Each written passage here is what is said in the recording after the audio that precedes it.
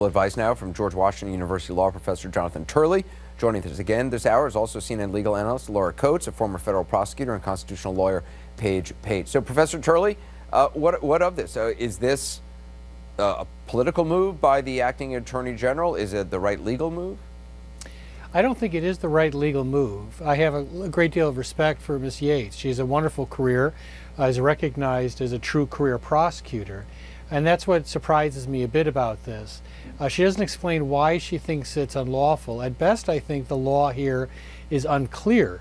There's arguments on both sides. If anything, I think the administration has the stronger argument based on past cases. Also, she cites statements made before the executive order was signed, presumably statements by President Trump during the campaign and by Rudy Giuliani. The Justice Department has routinely opposed those types of statements from being considered in litigation. I've been in litigation against the Justice Department where they insist that motivations behind legislation and other policies are not relevant. So it's very surprising to see that in the letter. It departs from the long-standing principles of the Justice Department.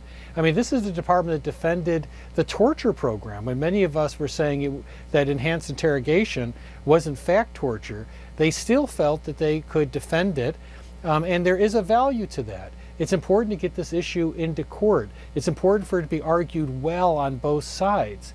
And so this, I don't think, is the right move that she's taking. Paige, what do you make of Professor Turley's arguments? Because before, against Professor Dershowitz, you were essentially saying they've got to look about the legitimacy of the Department of Justice.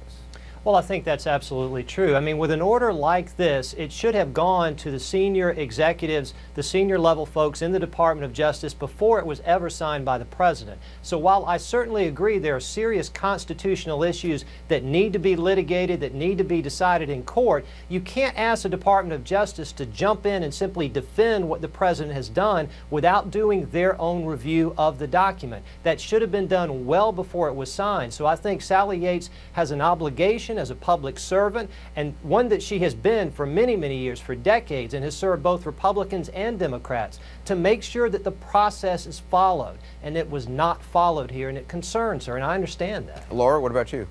Well, you know, Sally Yates, I think, did not make a simply political decision. One of the things that everyone has been grappling with over the past 3 days is what power has the President exercised in order to make this authority, make this executive order, and also how is he intending to defend it and also enforce it. And it's just untrue that the Department of Justice would just be a marionette of the President and simply try to enforce an ambiguous law that may have sections that are unlawful or may be constitutional. The DOJ and the Attorney General has every right, in fact, a responsibility to ensure consistency about how things are enforced. And for a president who has complained a great deal about bureaucracy, by not having the clear-cut order and by not having the DOJ be in place in order to help enforce that law, you've empowered many a bureaucrat to make arbitrary decisions, and that simply goes against the principles of our Justice Department, including equal protection. Professor? Yeah, I'm afraid that I don't entirely agree with that. I agree with some of it. Part of it is that this isn't very consistent for the Justice Department. The Justice Department, during the Obama administration, just last year, was arguing in the courts that courts shouldn't second-guess the president on immigration, reaffirming the president had sweeping authority in these types of national security decisions. I disagree with this executive order. I think it's a terrible decision by the Trump administration. But this acting attorney general is departing from past Justice Department practices. They have always argued heavily in favor of discretion to the president, to the point, in my view, of almost absolute discretion.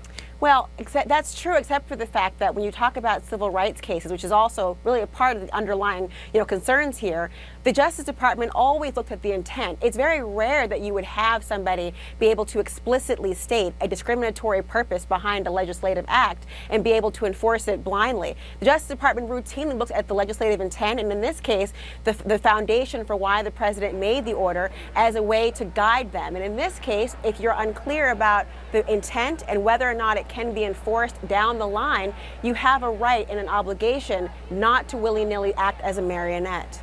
And it's not just the intent, it's the manner of enforcement. We've already seen several inconsistent moves by the White House as to how this order is going to be enforced. Does it cover lawful permanent residents, green card holders? Does it not? And so I think the Attorney General, and even she's just acting Attorney General, has a responsibility to make sure that the process is lawful, and it was not in this case. You know, that's where I'm a bit confused about all of this, and that is, yes, they have in fact exempted hundreds of people.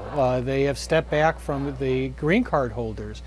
They've made changes that have improved the situation for many. I don't want to be defending this executive order. I find it offensive to the point of being grotesque. But if the question is a constitutional one, there are very strong arguments that this administration has that he has all the authority to do this.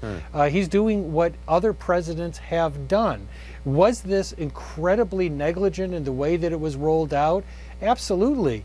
But I disagree that courts routinely look at intent. The Justice Department has a long line of cases that says that the law can stand on its own if there is a valid, bona fide rationale, regardless of what people, for example, with legislation may have said on the floor. I've been in cases where they've argued that. Professor Turley, I appreciate it. Laura Coates as well, Pate. Thank you.